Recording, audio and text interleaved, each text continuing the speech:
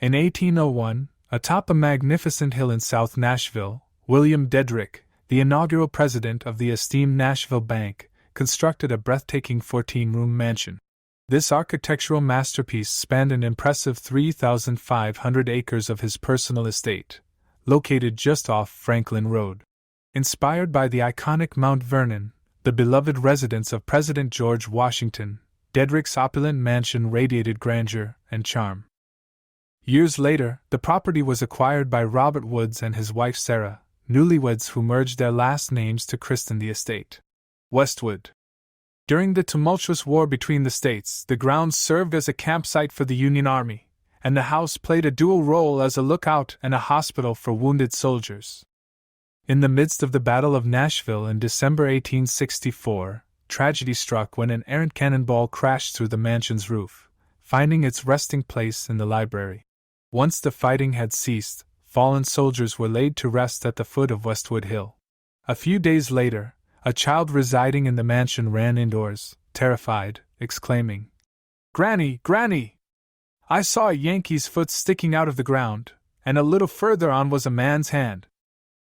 In response, the grandmother handed the child a spade and instructed him, "Take this and cover them up. They are our enemies, but cover them well." In the early 20th century, Westwood came under the ownership of local businessman William Martin and his family. Almost immediately, they began to suspect that the house was haunted, not by a soldier, but by the spirit of a woman donning an off-shoulder blue dress. On one memorable Christmas night, as the family gathered by the fire to celebrate, Mrs. Martin excused herself to retrieve refreshments from the dining room.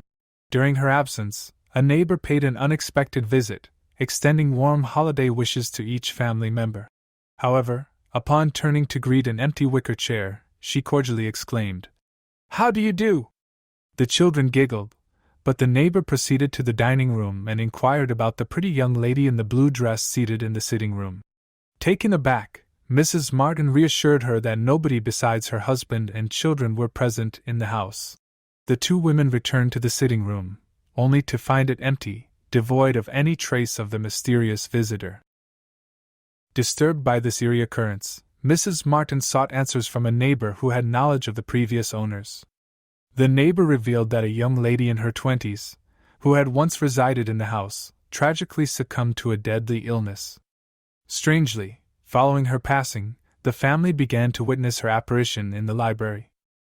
Today, Westwood no longer stands, having been demolished over time. The vast plantation has been developed and subdivided into homes and businesses, marking the end of an era. Please like the video and be sure to subscribe to our YouTube channel for daily ghost stories. You can find our Southern Ghost Stories books over at Amazon as well as Barnes & Noble. Also, is there a local ghost story near you that you would like to see us dig into and do a story on? Please leave us a comment.